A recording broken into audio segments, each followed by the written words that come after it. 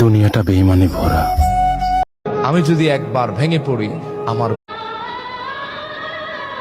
মনে রেখো টাকা এতদিন বন্ধু যারা গার্মেন্টসে চাকরি আদর সোহাগ দি দুনিয়াটা বেঈমানি ভরা।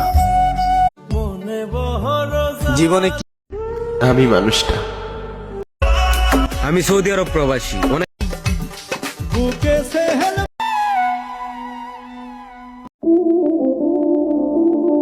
এক সময় তোর আপন ছিলাম